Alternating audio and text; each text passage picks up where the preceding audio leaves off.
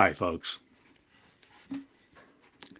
My name is Source from the Source.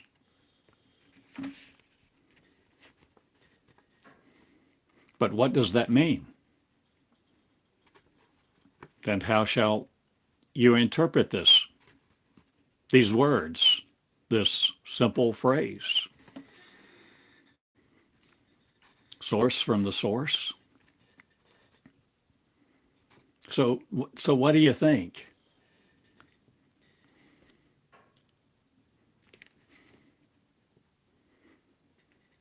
Is it me sharing an instruction to you? Is it me drawing you to me as the source? Or am I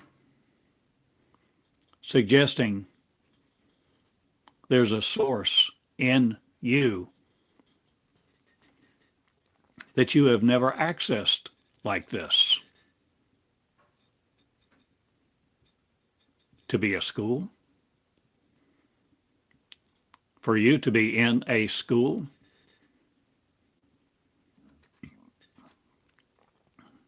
Being taught with the source of the source,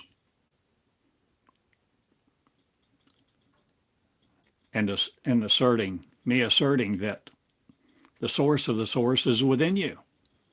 Source from the source within you.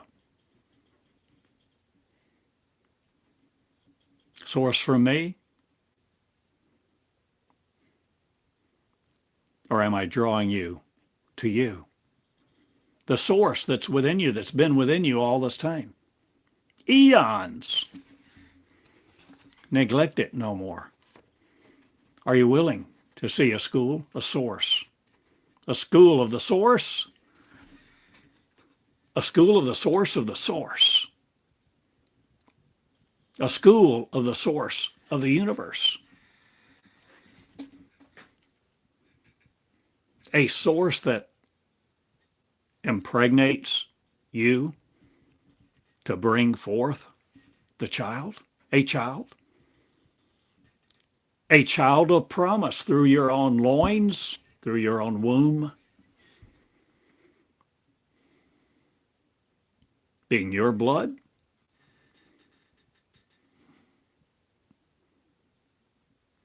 white corpuscles, red corpuscles, gray matter.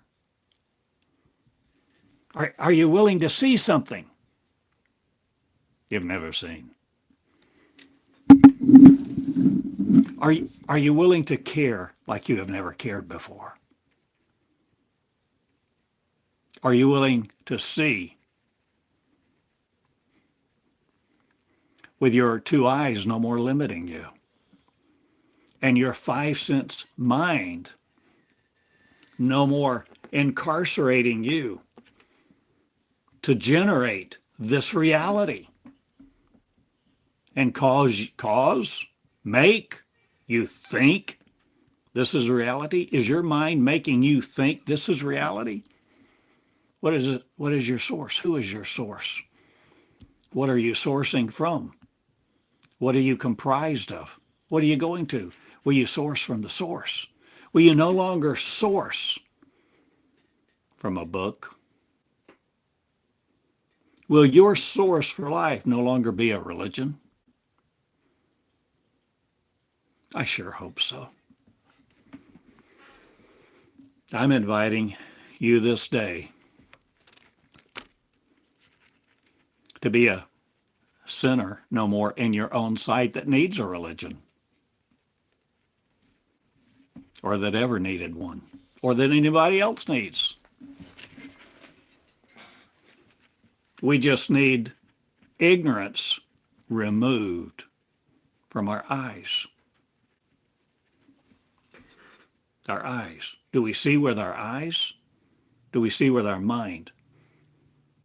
What is the idea of comprehension that computes a reality for us to say this is reality because we seem to be stuck in it? So when we're driving along a dirt road, someone comes along too close to the center line, scares us. We don't know what to do. We pull over to the right, and our car goes in the ditch. I did that as a kid. Dad used to let me drive.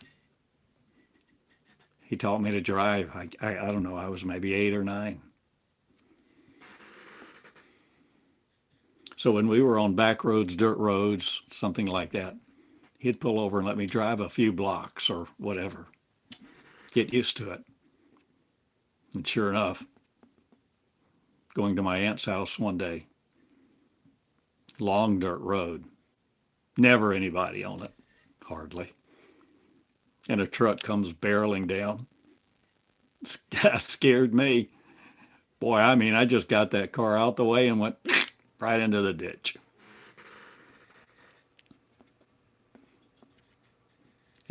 You know, my dad was a great man.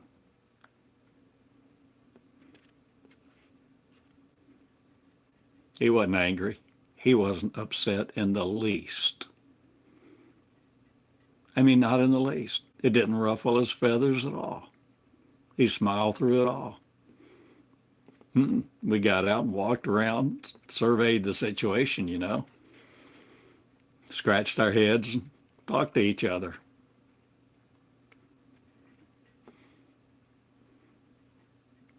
Eventually, another person drove down. Of course, they stopped. A couple of men helped us literally push the car out. Push the car out. I've thought about that a few times.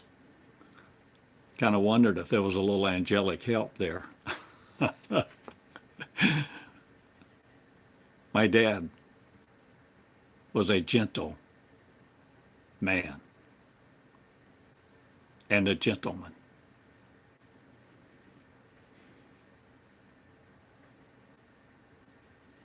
He was kind. He was thoughtful. He was a pastor. And as such, back then, a pastor of very tiny churches. But people from all over town would call him to go visit people and pray with them.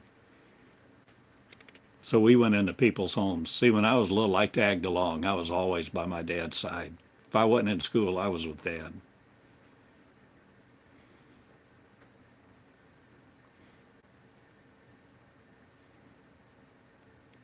So we went into big homes, little homes, really some pitiful, pathetic homes and houses I still remember. And whether people were affluent or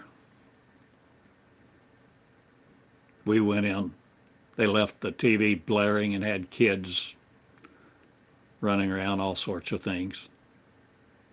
My dad was my dad. So I learned a lot from my dad. Very fortunate, most fortunate. I had loving parents. My parents loved me.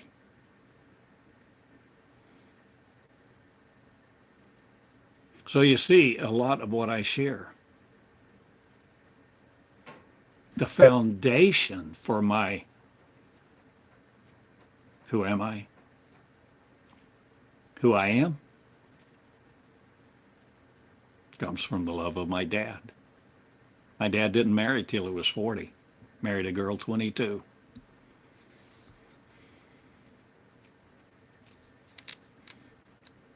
They loved us, my sister and me. But you see, I came from good stock. My dad, I think when he made a salary at all, when he had a salary from the church at all, It was never more than about 25 a week. But that's another story. And my message today is not about my dad. It's about your source. Or is it about the source? Or let me ask you, what are you seeing in these words? You can interpret these words multiple ways. That's one of my points I'm making. Anytime you read a story, you read a sentence, you see a word, you have associations that you have connected. You have definitions of. The definitions of different words interact to procreate an image within you so that that image is reproduced, tweaked by your own experience and your own preponderance, your own proclivity, your own tendency, your own choosing. Sometimes a lot of stubbornness gets in there because we don't want to see things, so we don't. But if we're willing to open our eyes, we're willing to see a lot of things differently. Source from the source.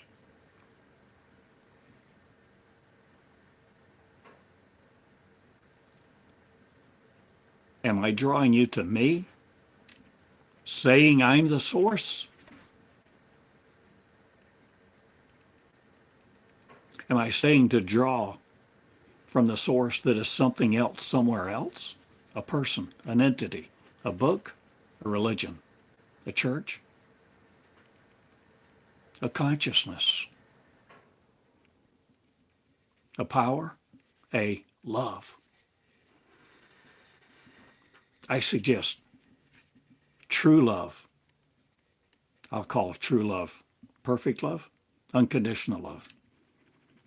Unconditional love communicates. It doesn't play games. It's not narcissistic.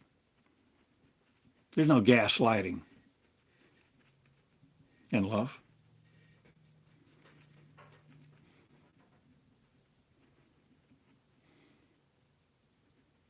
And perfect love is communion. And you see, we are moving from that which we were, that which we have been in, that which we have thought was reality, into a new reality. A new reality. Really? Yeah. It'll bother some not.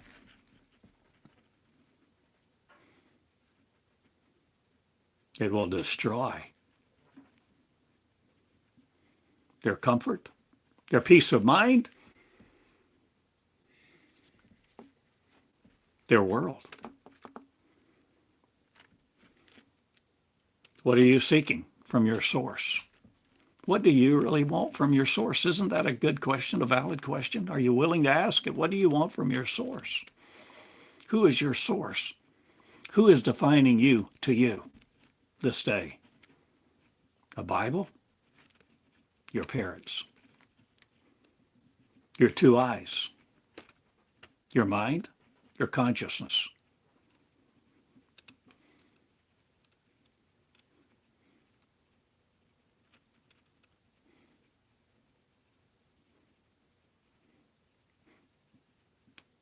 Are you willing to channel a new consciousness? Another picture.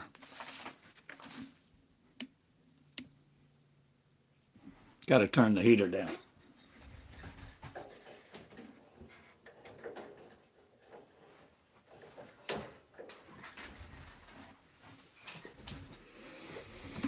So I'm a simple guy.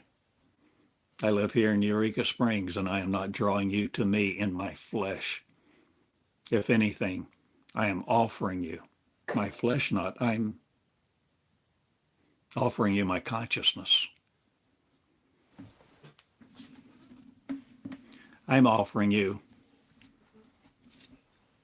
my source.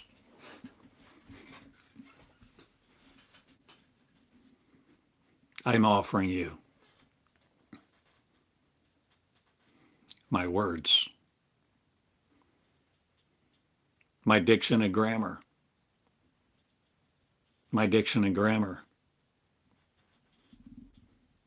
that conveys an energy, a life, a love. Oh.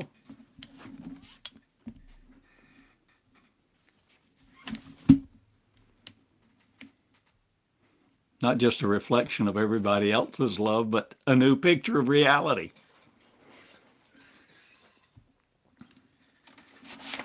Well, I really like using my tablet to show you these things.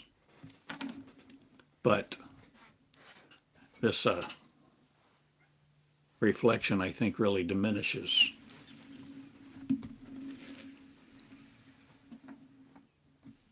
the ability to really see the picture. So I'm asking you to consider this day a new reality with a new mind,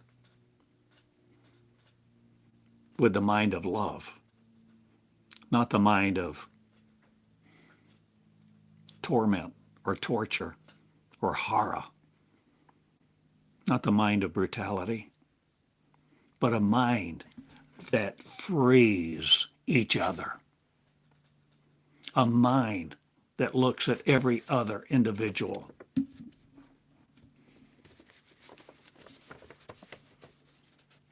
and is more than willing to grant them freedom to operate in a consciousness beyond anything they have ever conceived to this date. Because of who you are. Because you are.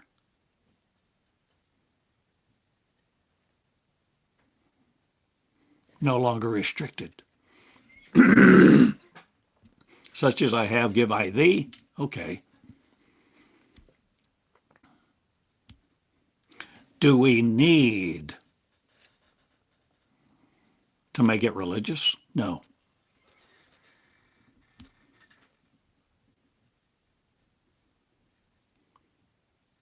But the religious terms and the religious stories don't necessarily stand in the way anymore, because we're learning how to understand, how to interpret, how to see, with eyes to see, with ears that hear a new frequency.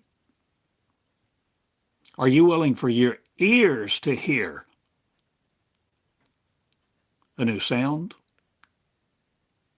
Are you willing for your ears to hear light and your eyes to see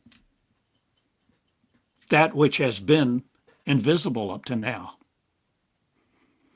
A new beginning is here, folks. It's begun. The consciousness is upon this earth. I'm not the only one. But I bring you me. Me? Yes, I bring you me. I bring you me. The I am ship, the embodiment, the portrayal, conveying, drawing you a picture,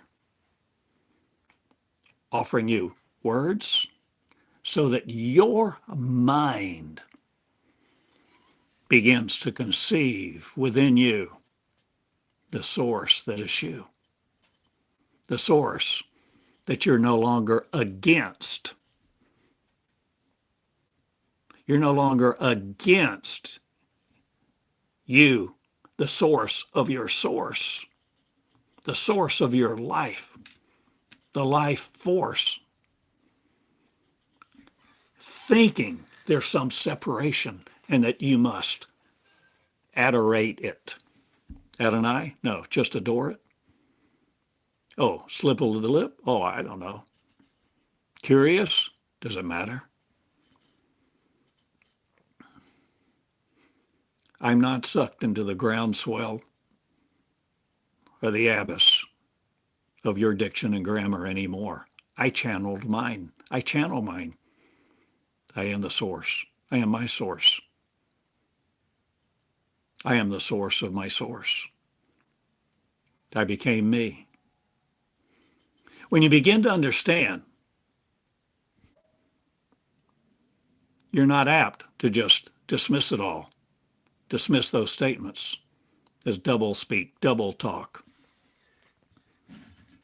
circular reasoning. You're interested and choosing to become curious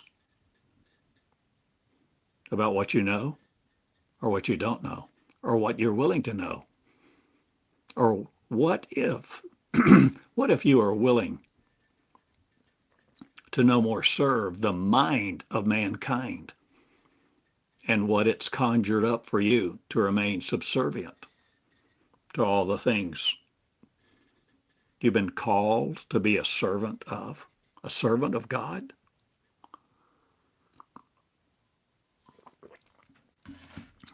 Remember my little story, School of Fish in the Ocean. The more time goes on, the more powerful I think this little, many would say nonsense story is. School of Fish. One day Mama Fish is there. Baby fish, little fish, comes up to Mama Fish and says, Mama Fish, I want to learn to swim. I've heard about the ocean. Mama Fish, I want to learn to swim and go swim in the big ocean.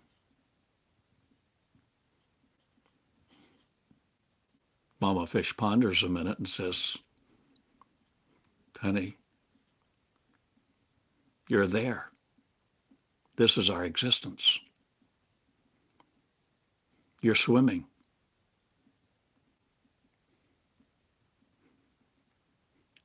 So maybe the little story, in that little story, Mama Fish is opening the consciousness of what baby fish can be conscious of, to adore, to worship.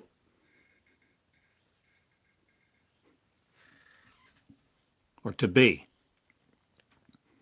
understanding.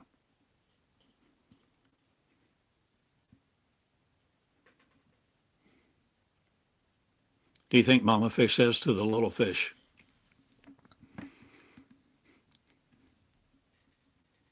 I gave you a book. I gave you something to serve. If you want to know me, read the book.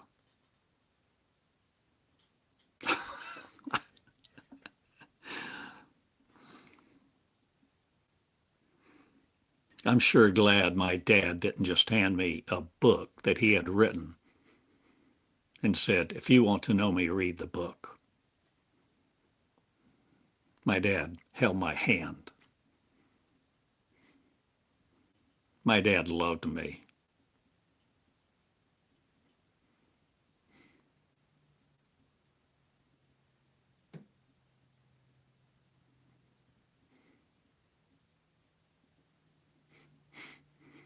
Another little story about my dad.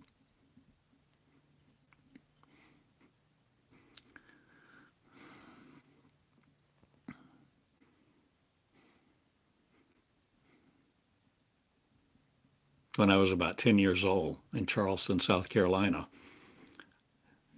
what I think was the first shopping center, big shopping center in the state,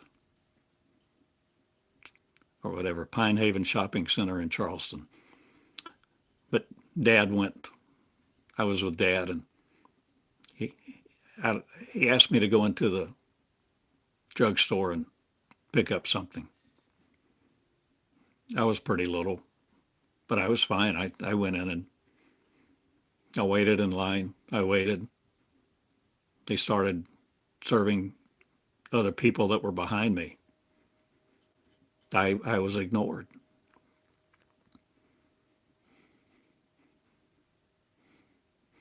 So I walked outside to the car and I said, Dad, they won't wait on me. Dad didn't get mad. He didn't get upset. He just got out the car and we walked in and we walked back to that counter. And Dad said very respectfully to the people there, he said, I asked my son to come in and pick up something. And I don't remember the words verbatim, but I remember how they were spoken. There was no anger. He said, my son came in, but he was not waited on. He waited in line. And in his gentle manner, I tell you what, those people, I still remember. Oh, we're sorry. We're sorry, Mr. Cottingham. We're sorry. We're sorry. We're sorry.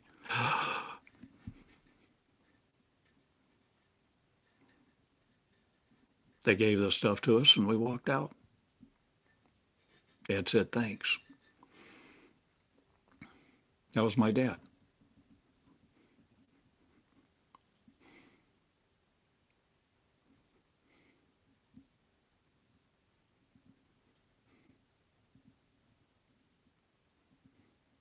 The idea that if you, why am I saying all that?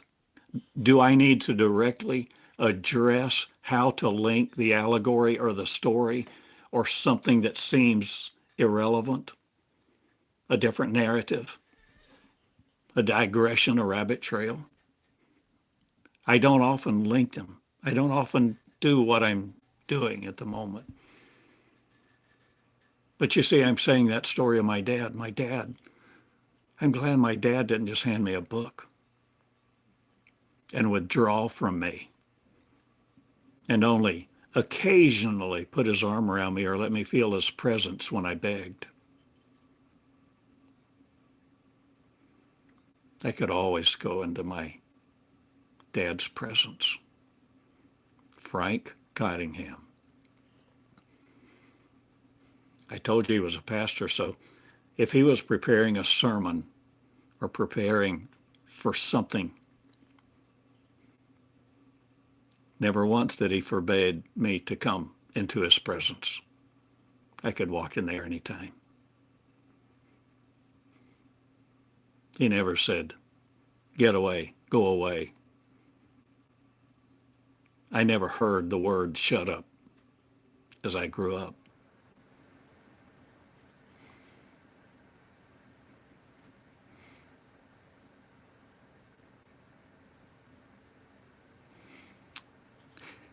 I think in a lot of ways, you see, my dad loved.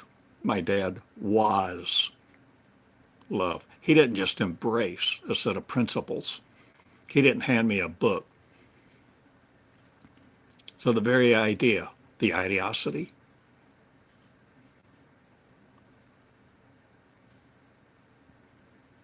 the narratives that say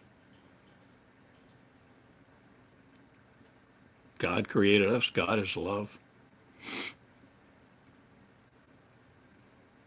gave us a book to know, a book to figure out, a book to interpret, and he's nowhere to be found. Oh, he's everywhere, right.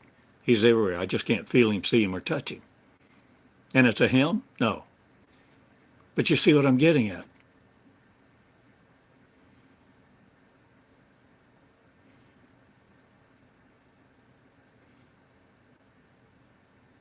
Love lives, and love will now live in the common, ordinary people of every nation, tribe, and tongue in a new way, because they will begin, and I'm asking you to begin, to love in a different way. Begin to love love. Begin to cherish a means of understanding the source. The source of what love? The source of my love.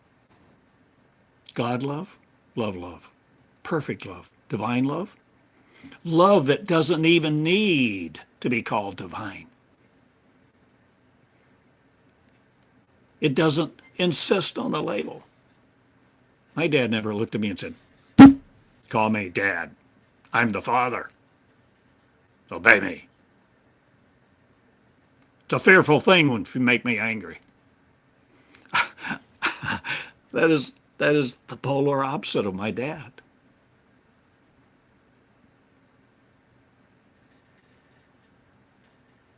The images that have been conjured up and taught throughout the eons of time have portrayed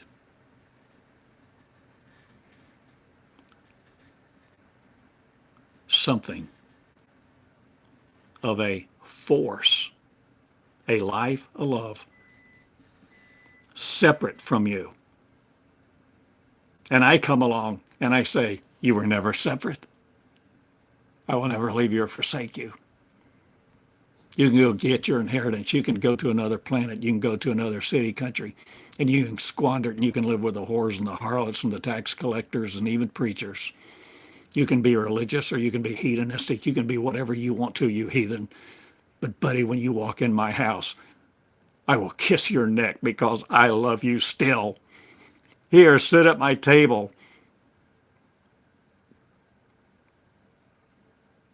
I love you. Because love exists without limitation. The love exists without prerequisite because of who you are. Because of who you are. It's not because of what you've done. It's not because you've read your Bible through in a year, or you're in some Bible study fellowship, or you're this or that or the other. It doesn't matter whether you are ordained or somebody thinks you're operating a fivefold ministry or not. My friend, my message.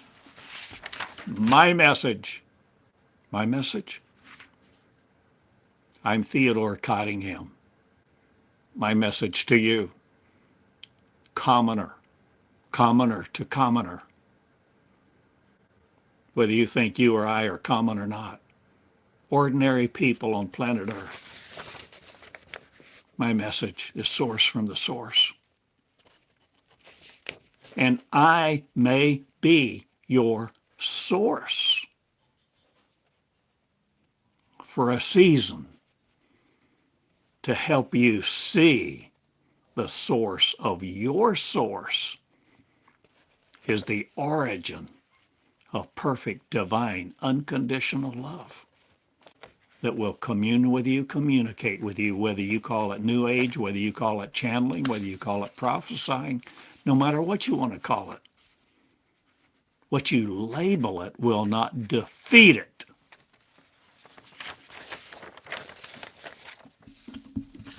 And this is why I have started a school.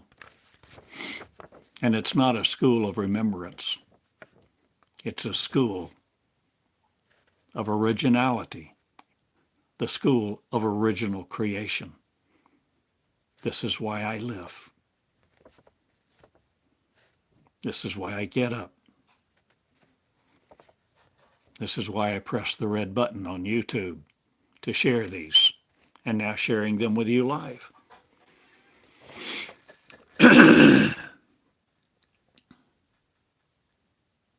Sharing with you who I am.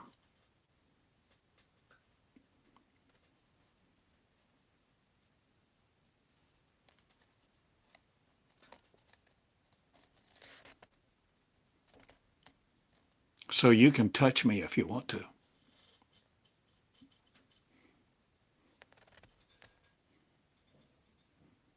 I'd love to touch my dad, hold his hand. And even as an adult,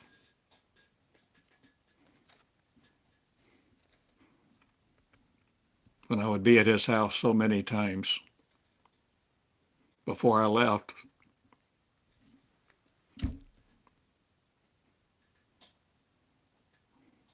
I'd hug my dad and I'd kiss him. I'd kiss the side of his face so that I could feel his whiskers.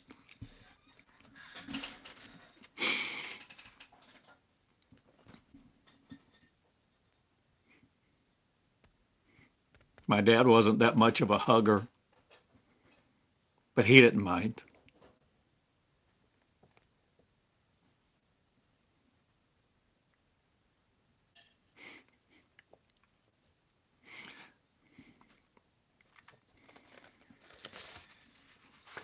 What do I teach?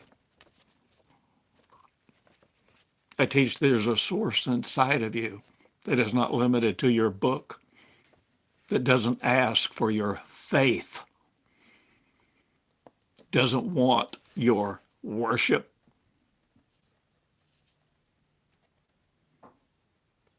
That's so far from my truth. And whether it's your truth or not, you decide the truth that you choose in your confidence, your consciousness. So I suggest to you a great crisis is coming to Christianity, because everybody will know my dad.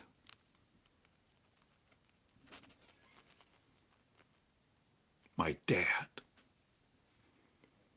Is he saying his flesh dad or God source? What's he saying? Golly, I don't know. What do you think? What do you think?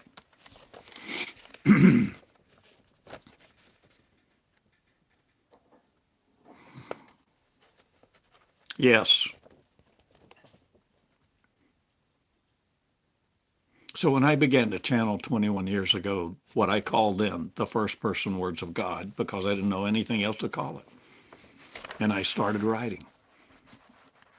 First with a few sentences, paragraphs, and then pages. And then every day, multiple pages. And did so for years. And that became a body of material that I began to call, while it was coming forth, Database 1. It was a database of love. A database of information.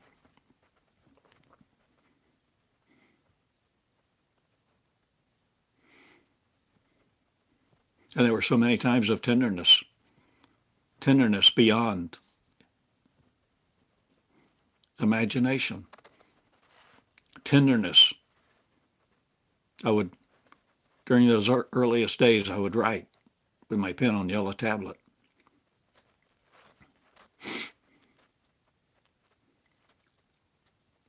I would write uneditingly, and I would write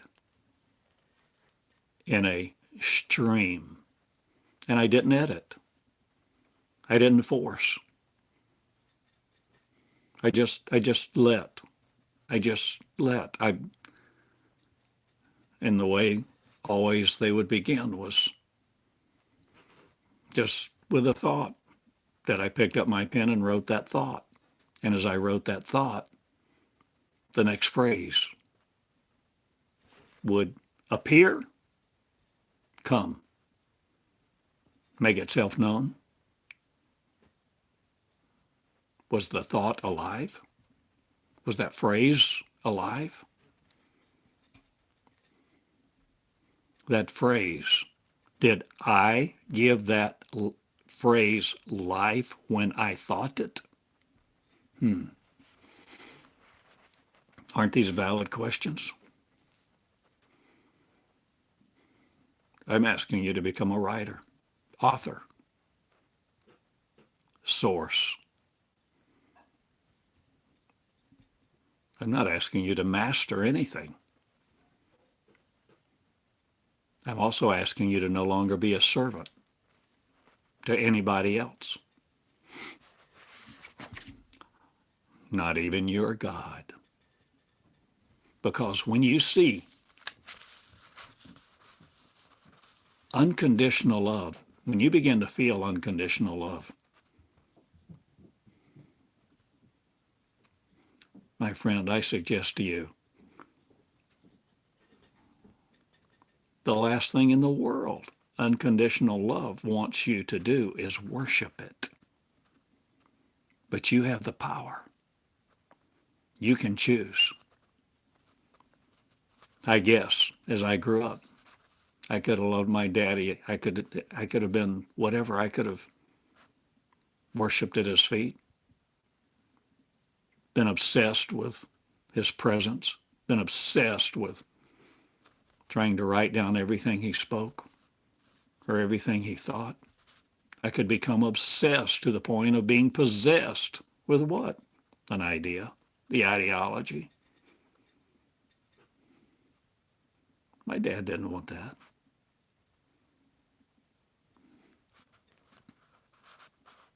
So when I was a little boy, I'd often play in the yard, right? I'd play outside. I couldn't stay inside all the time. I had to get outside. So I told you my dad went visiting. That's what we called it. Not every day, but almost every day. And so many times, common custom, whenever Dad got ready to go anywhere, whether he was running an errand to the post office or visiting people, going to the hospital or anything else, he'd go open the car door and toot the horn. And I knew the sound of that horn. And no matter who I was playing with or what I was doing, I'd say, "Bye, guys, bye." I took off like a rocket.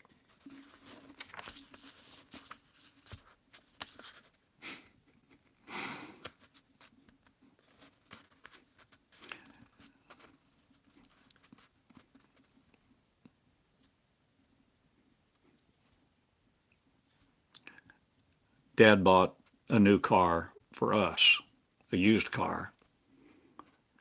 I think the car I'm going to speak of, I think it was a black 58 Ford. We hadn't had it long. I think it was that Ford. And we had a front porch.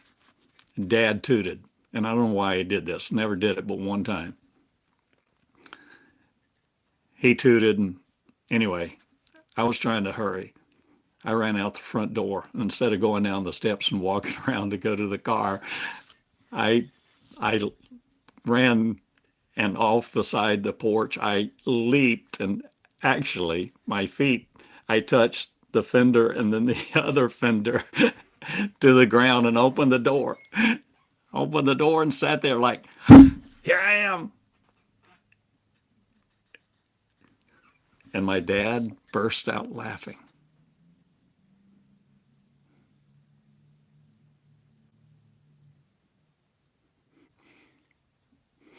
And so I said, "Dad, why are you laughing?" So he was cranking up, backing out, and he said, "Well, you leaped across the car."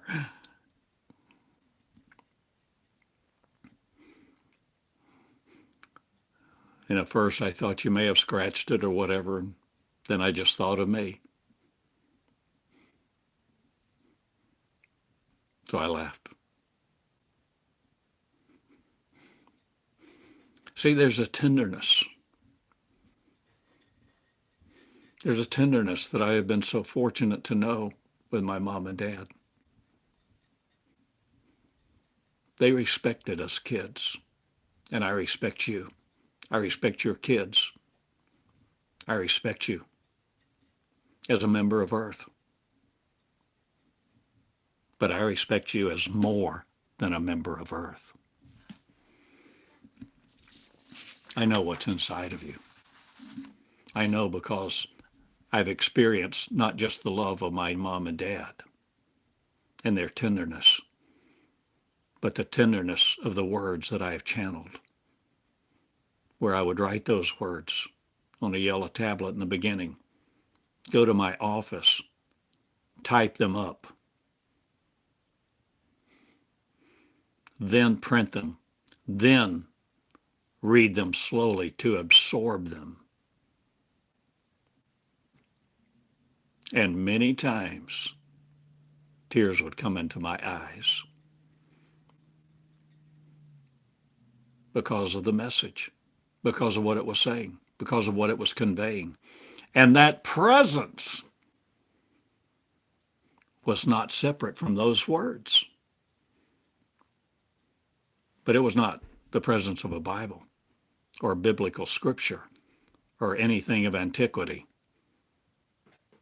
It was not something to validate history.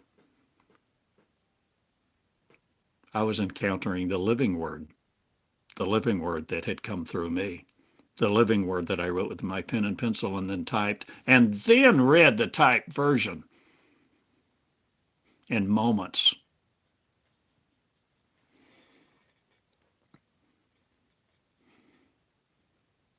To see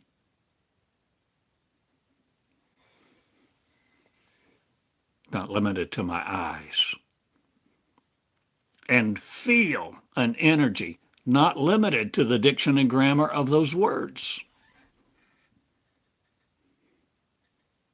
And that became database one. I call it now the Meonics Covenant. 2,400 lessons. Each lesson, a message, a channeling, whatever you want to call it, a lesson. It's a lesson in this school. And that's very foundational. Aspects of my foundation, my folks, my parents, the teaching of ethics, integrity.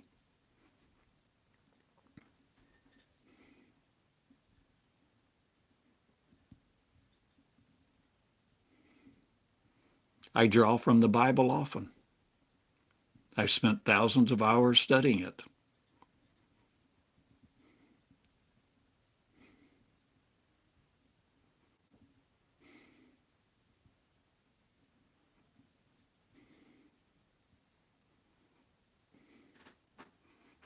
And I began to learn there was more.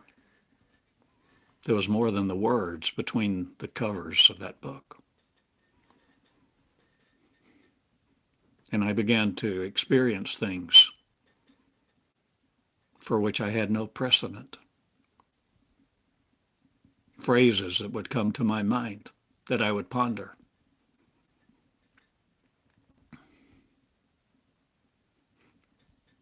But see, it was quite a while before I ever began to write them down.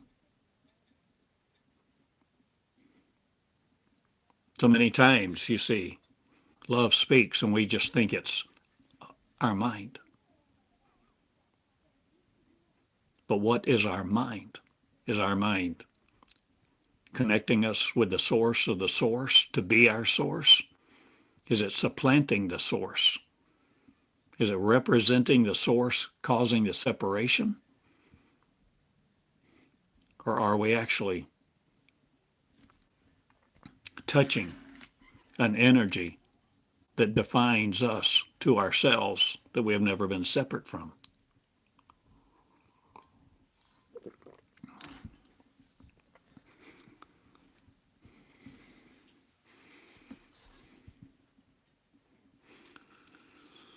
This year has really, truly been an amazing year of revelation.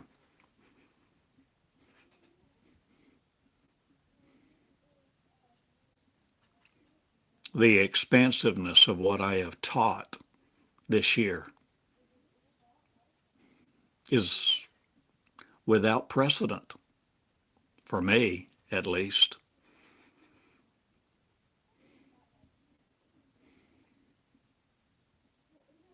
Because I teach what I know. I teach surrenderedly.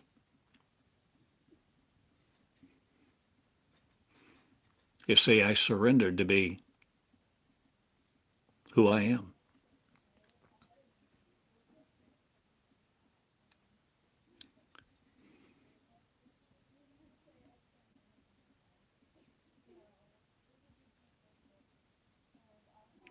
Love, unconditional love, leads you to love.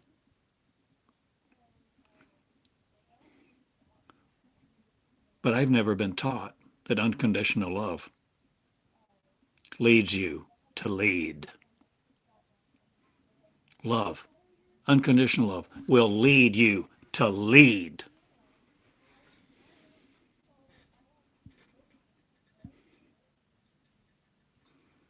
I don't know how many times I heard my mom tell me she would quote my dad's mom, my grandmother, Leela. Love that name.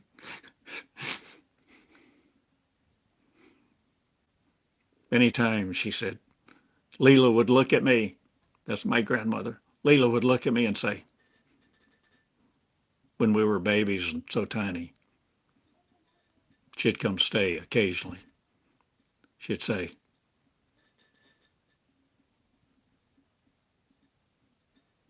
teach your children to love you.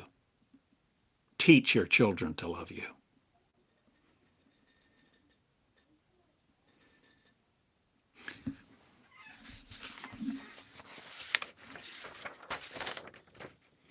My mom was saying those words to me, quoting my grandmother.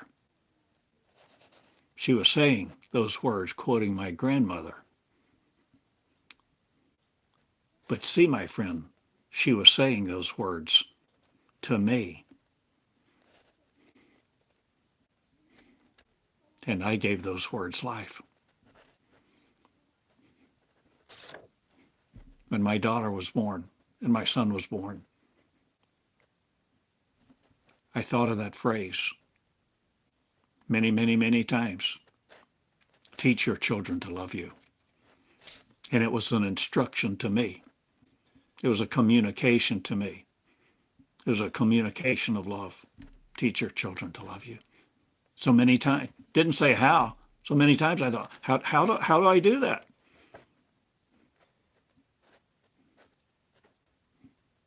And of course, many times I thought of how my mom and dad conveyed love to me, not only by example, but instructions here and there.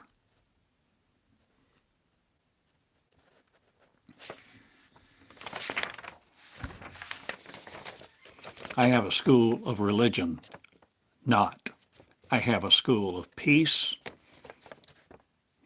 and disruption.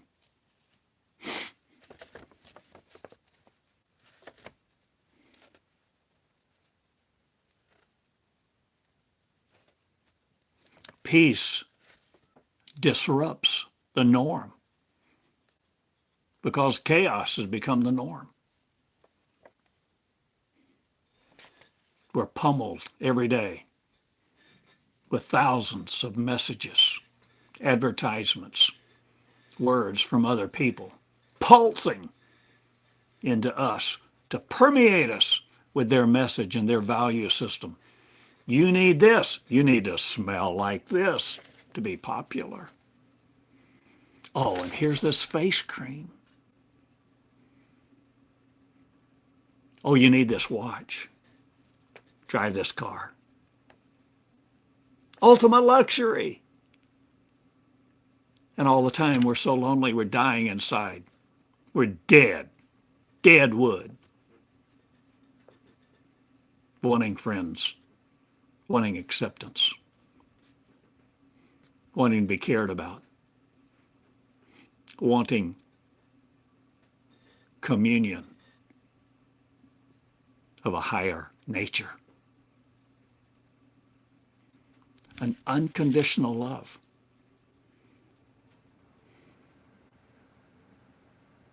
Unconditional love.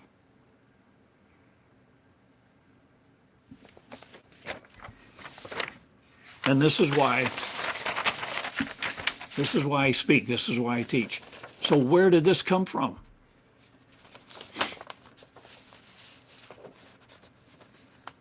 Because I was putting on my blue jeans a little while ago.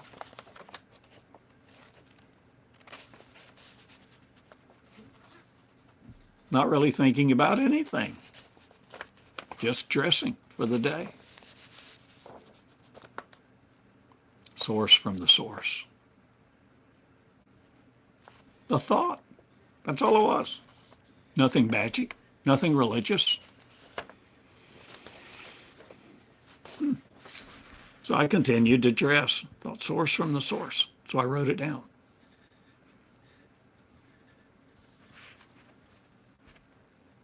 Well, I picked up my phone, clicked on the little notes, clicked the microphone icon, spoke into my phone, and it laid it back down and finished dressing. Source from the source. And then over the next hour, having coffee,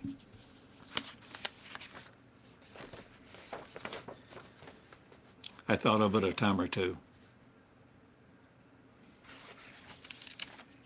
But you see, there was another phrase that I was going to title this lesson. A phrase that came to me about 4 a.m.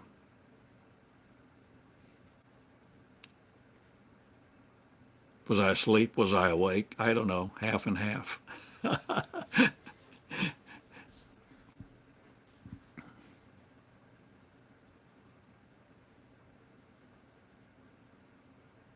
Miology replaces Christology.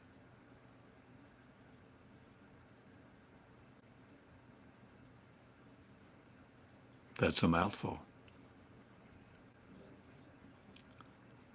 I roll that over in my mind a second. So I reached up and cut on the light, grabbed my phone, same thing.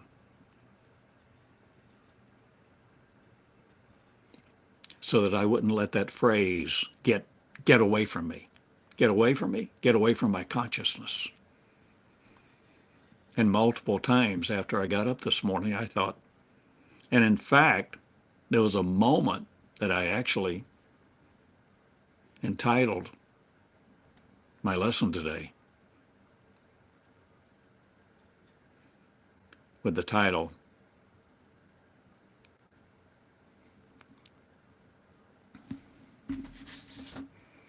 Miology replaces Christology, releasing us all to become the Christ. See, this is not Meonics 102, Meonics 101, Meonics 501 maybe. I've been teaching Meonics, the study of Miology, the study of the real me, the royal me, the regal me that's in your mirror. Where we begin to understand and have a consciousness in motion, operating on this earth, no more limited to it, no more limited to the source of what we tethered, of what we tied, chained ourselves to, because you're the creator. No longer the creator of a mass ceremony or the idea of a mass rapture. Rapture? Resurrect. Are you willing to quit embracing, quit hoping for some kind of mass rapture? Are you willing to experience the resurrection of you? You, by yourself, singly, into the body of I am. Intangible beings of light. And no longer be separate from your own flesh. A new conception. So I started. I actually went online for about 15 or 20 seconds this morning before this one with that title, Miology replaces Christology. And then I thought, for whatever reason, I thought, whatever you say, You see, it's not a formula. Following is different than being. I'm asking you to follow no more. It's not a formula. Don't be led by everybody else's algorithms. I just kind of thought, I sort of think the title is Source from the Source. So it's only so all of a sudden I hit cancel recording.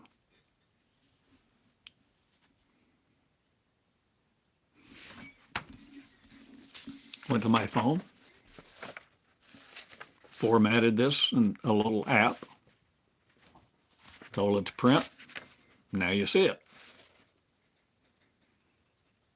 But I'm not asking you to see it. I'm asking you to be it. So that you begin to see a school where there is a learning system of what I'm trying to describe to you. That will not limit you, will not force you, will not give you an exam to see if you can regurgitate what you've memorized. Because it's all about becoming. This is the school of becoming. Becoming what? One. One what? One. How do you define one? I am. The I am is a multitude of ones. One who no longer separate from the source of all creation that is within you, that you are. As soon as you say the creator is someone else, you create the separation mentally, physically, psychologically, teleologically. My friend, there's so much more to the story.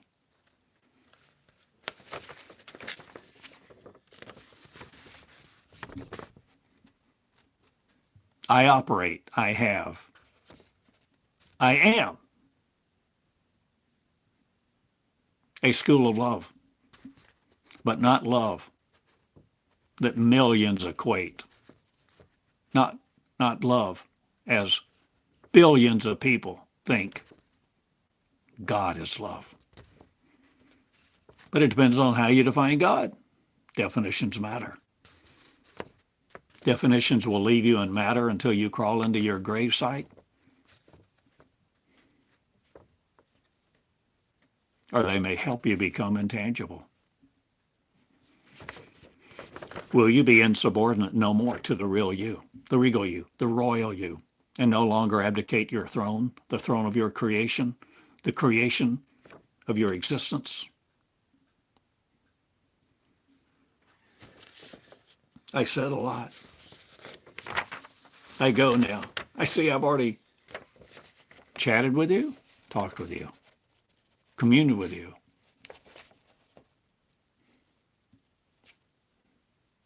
Touched you. I may have, but my flesh didn't touch your flesh. But see, love is not limited to the sound waves nor the molecules of my flesh. Not unconditional love. Conditional love may. But you see, John 14:12, if you believe in me, you'll do the things I do and greater. The motive of the heart of unconditional love is coming about on the earth. And this is Miology. This is a system of meonics, where you begin to understand and develop, cultivate, crown the consciousness as the creator, no longer worshiping it, but understanding your position, your power, your privilege, your lineage. So you can put your hand in my hand for a while, and I'll be glad. Help you across the street. Help those guys in the drugstore wait on you.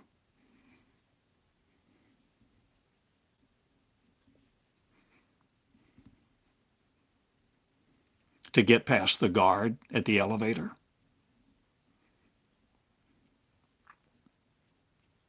I told the story a few times, one more quickie about my dad. So I would go visiting with him so many times, he would, people, even different preachers of different faiths and all kind of denominations at times would phone my dad and say, would you go see so-and-so in the hospital? Would you go see so-and-so?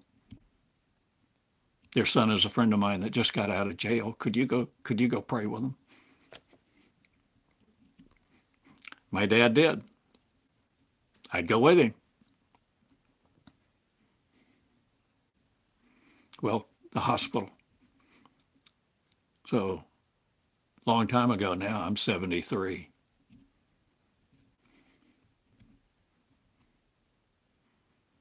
There were several hospitals in Charleston, South Carolina. And back then, I don't know what it is now. Back then you had to, before you could freely go up in the hospital and go visiting somebody's room, you had to be, I think, 10 years old or something. Or some age, I forget. You had to be something. And I was too little. I was way too little. And there was actually always a sentry,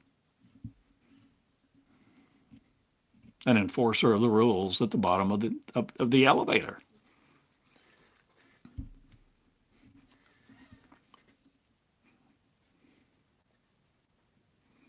So when I would go with my dad,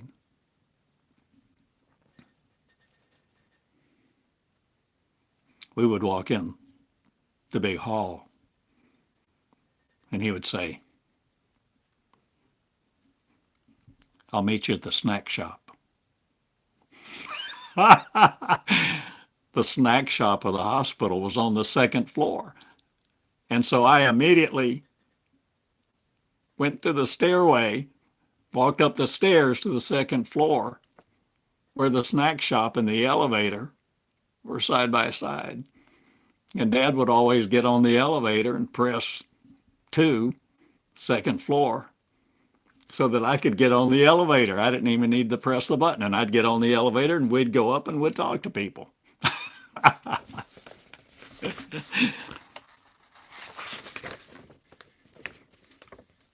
When we begin to know who we are, when we begin to no longer manufacture the substance of the matter of conditional love and the rules of this universe, acknowledging the principles, the principalities and powers that rule, that seem to constrict what we know and what we're able to learn and what we're able to do and where we're able to go, and how dependent we are upon dollars and rubles and currencies.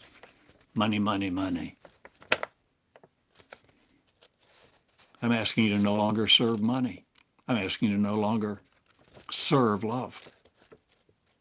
I'm inviting you to become it. To become love in 2 shoes. And to love your kids, no matter how old they are, no matter how many children they have, no matter what breach has occurred between you. Tell them you love them. Call them today. Tell them you love them. You love them no matter what. Be love, not just embracing love as a Christian or a container of something else. Hatred, brutality, or ignorance. Be love in your shoes. Love the dime store clerk. Dime store. Oh, there are no more dime stores. Love the gardener. The grocery store clerk. There is a profound symmetry, but there is something to be found and it's profound. The source of the source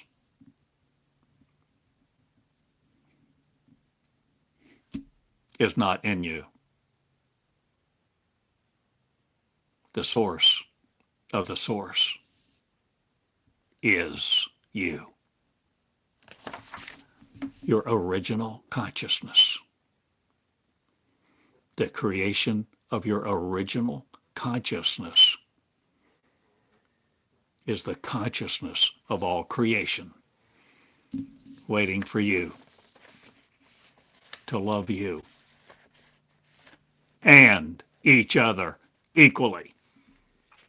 And that includes your biological family, your relatives, your friends, in high places, in poverty, on death row, in the penitentiary, with a record, those still addicted to drugs, even those who still preach religion. Love them. But see, this whole idea of Christ being a man, one Son, the only Son, Christ being the only Son of God, the Creator, that gives way now to Miology, where we all become what we thought original true love was. We become the now. The now Christ in your shoes. The now Christ in your shoes, madam, mademoiselle, senorita, mademoiselle. My friends, no matter what language you have or know, care for or don't, no matter how limited you are in your functional vocabulary, the use of your mind, I ask you to give your mind away to no other theory. I ask you to become the real you. And you see, if you can really see here, you see the Christology. Christology. What is Christology? It's part of Christianity, but it's the part of Christianity that defines Christ, as a man who came long ago in history that may not be coming back for you. And his atonement, his crucifixion, his resurrection, and all these things was about him, for you to worship it. Love does not want you to worship it.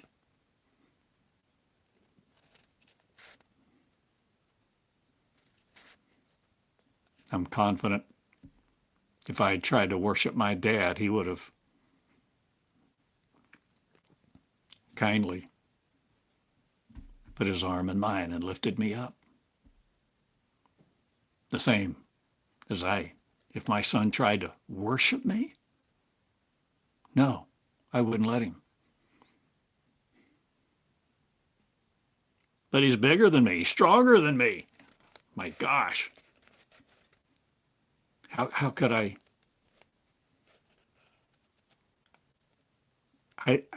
don't guess I could force my son if he wanted to worship me, but that's not what I want. I'm thankful that he doesn't. I'm thankful that we can talk and disagree, talk and learn from each other.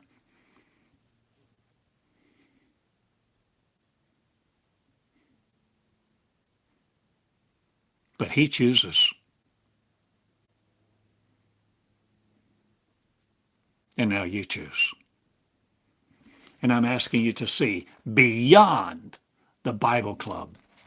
I'm asking you to see beyond the Bible church, beyond the idea of faith and the concept of salvation, vicarious atonement, and all the things that entomb you to wait, to sit on the sideline, to sit in a pew, and not be a creator, when you are the creative force of the new universe. A new universe, a new cosmos, without affliction. No need for money. You create. And I've channeled words about this for years. And now the freedom that I have to speak like this is so incomprehensible almost to me. So many times over the years as these things would come to me, I couldn't articulate them. And I would try. And more than once I stuttered. I remember standing years ago in my mom and dad's kitchen trying to explain what was going on with me when I would channel in these things and the revelations that would come. And I remember going, well,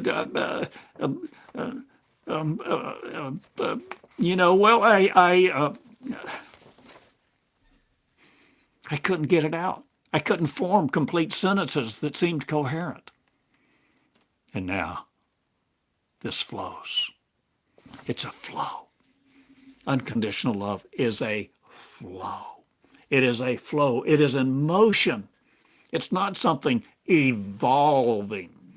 And it's not something that evolves that we tap into it to do this, that, and the other, to control people and have more money.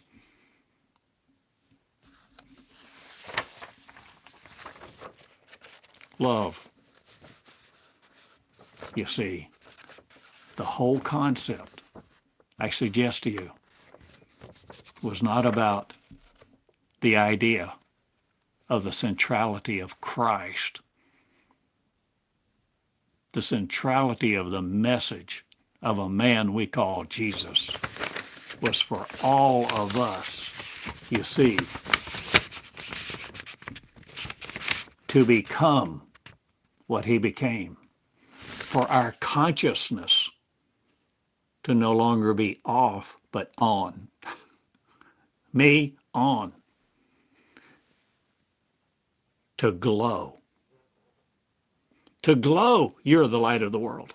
To make connections that create a consciousness of a new world and begin to operate in it.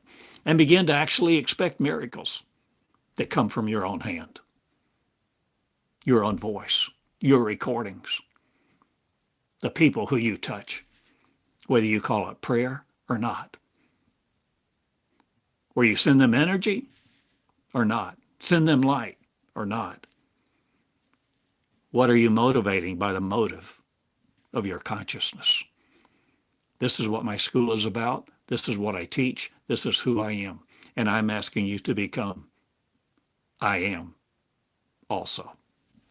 The I am, the many-membered one, the mind. It's not a constituency serving a religion.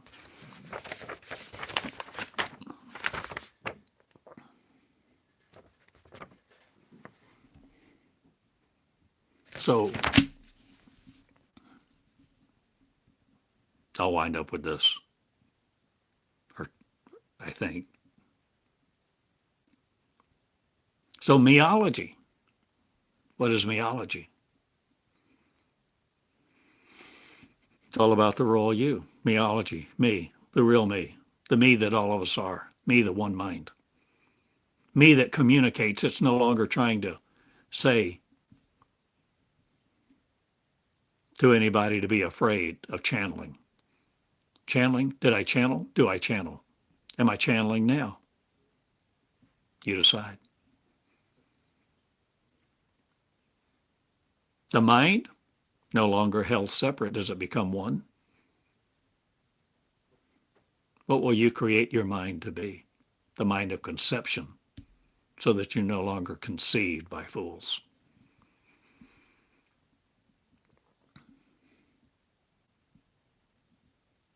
So is Miology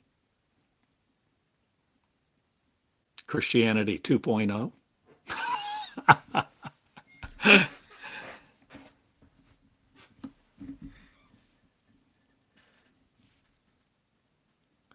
You see, whether we talk in terms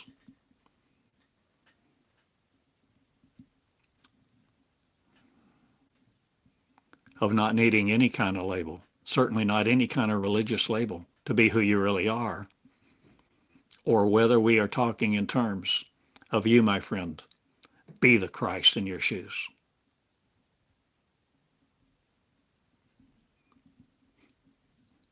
They're not mutually exclusive. It's not one or the other. when you know who you are? I ask you.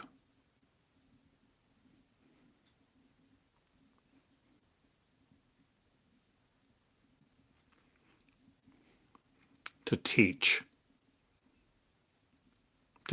who you are, to teach all around you.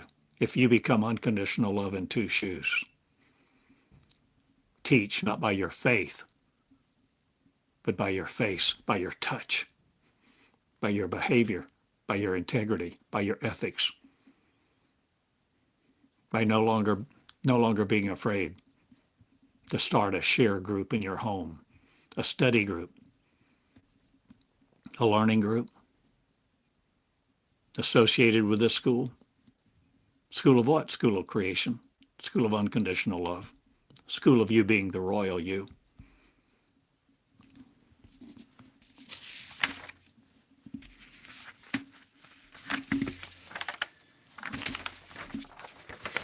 Learning how to learn, learning through the operation of the new covenant. Whether I relate and say it this way, to tag back, to see the allegory, the link, a religious link, a Christian link, a biblical link or not. The real you is forging that which is no longer limited by the eyes of man. Conceive a new song, a new power, a new love.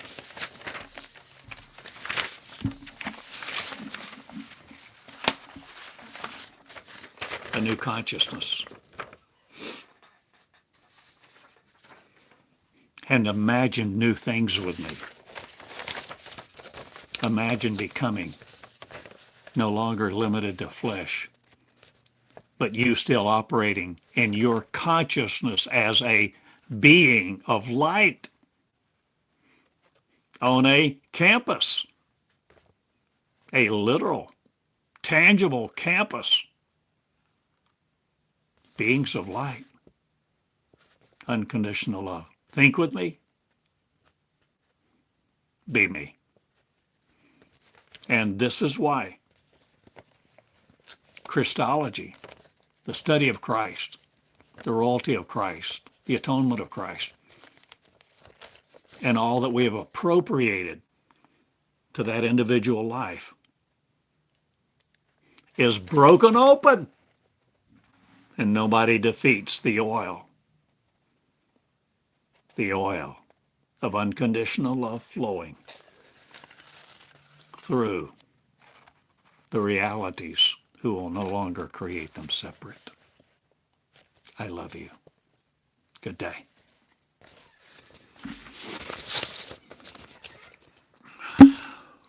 Thank you for listening, for sharing. Those of you who have contacted me, thank you.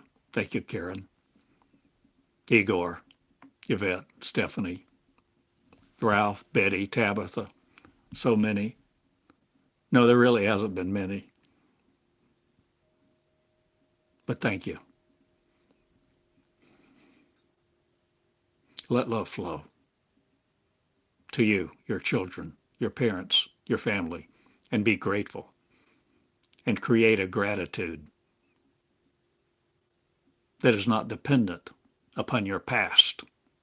Create a new future and be grateful for the privilege now of walking in your power to create what you are creating now in unconditional love. Thank you. My name is Theodore Cottingham, TheodoreCottingham.com, a school of joy, light, love, and peace that disrupts a lot of things in this world.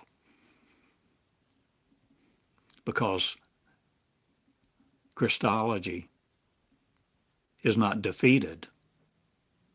Christology is beginning to be understood. No longer contained by religion. No longer shall the facets of the icons, rites, and rituals and prayer books, sermons, and practices of denominations and institutions. No longer will they limit the common woman.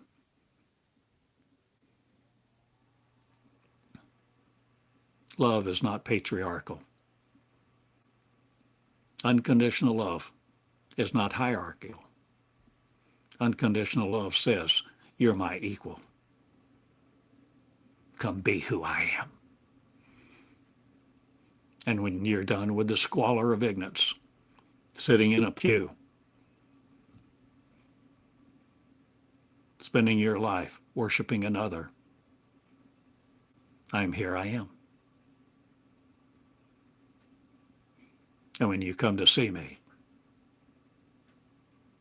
you'll be the real me in your mirror. Walk with love, power,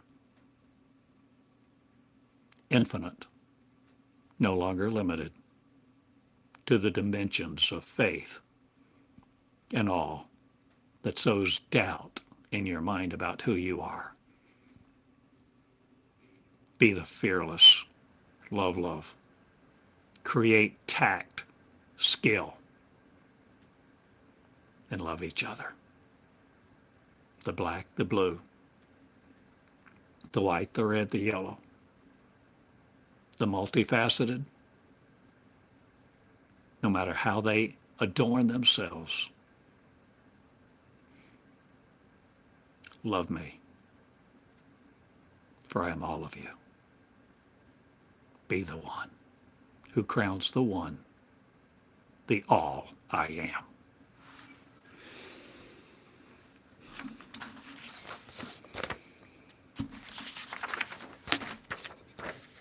Source from the source. See you later. Good day.